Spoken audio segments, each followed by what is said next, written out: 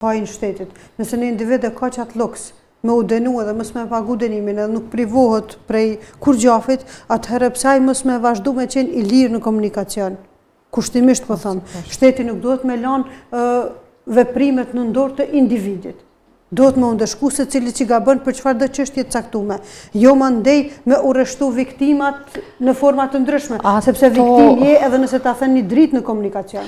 Problemi kryesor është problemet shumë zinxhir. Unë kam përmend një rast, po na jena të trijat jemi shofere, e uroj shumë që mos më na u hakmer mandej policës, na kena shumë mirë policët, po kur përmendëm këtë ngjarje, e që na po përmendëm realitet, nuk jena ato shpik as të gëny, thjesht po përballemi me realitetin. Unë konsideroj që policia nuk kanë kur farfaja, ata vetëm e zbatojnë ligjin, por derisa kemi mungesë të ligjeve. Personalisht Belkize që kam qenë makinë, kemi qenë do kolegë të punës, edhe kemi qenë pak shpejt. Momentin që na handal, i ka disa vite, na handal një policë rrugor, kur e pa shoferin kush është, ishte djali i një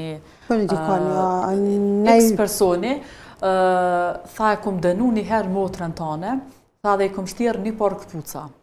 Do më thonë, e kanë largu prej venit ku ka ardhë me vend të afërt, e kanë largu shumë kilometra ma largë, me detyru gati me dha dërheqje, që dash me u thu shumë gjatë për shkak se ka dënu vajzën. Një njeri të rëndësishëm në shoqërinë tonë. Policët janë vështirë me majtë rregull, rend edhe ligj, vështirë prej qytetarëve, vështirë prej të mëdhajve, për me majtë detyrën e vetë, e tani ku mos më rreziku jeta njerëzve tonë, këto fëmijëve tonë gjithë secili për neve. Apo mendoni që tash vendosja e kamerave nëpër makinat të policive edhe nëpër semafora ka me i vëdisu pak?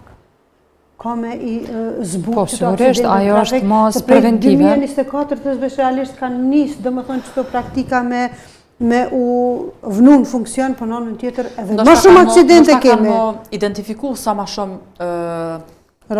raste, e mandej që shkon tani procedura e ndëshkimit, ajo është tjetër gjë, po uroj që aq sado që ketë raste se cilat e trajtohet në mënyrën sa më profesionale të mundur.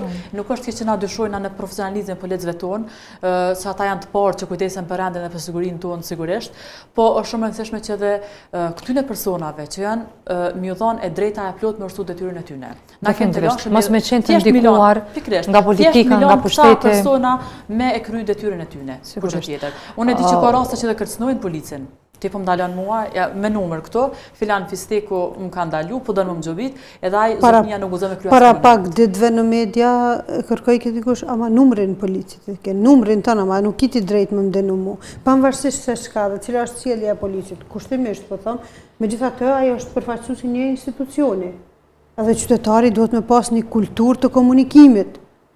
Po në anën tjetër duhet detyrimisht me u vedisu prej shtetit, prej policisë, prej institucioneve, për me e rujt na vetën tonë, jetën tonë. A jena i vetëmi popull në botë që jap me shaj nonën e djathtë dhe kthehemi në të majtën?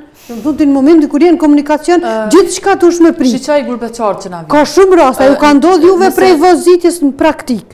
Me pa një shofer tërpara që jep shaj nonën e djathtë, vesh kur është të majtën për çikaq, për një fije floku të jetë pa u bë spir. Mund ka ndodhur edhe vetë me pa për afër raste po e zom në Gjermani që kam qenë në vizitë.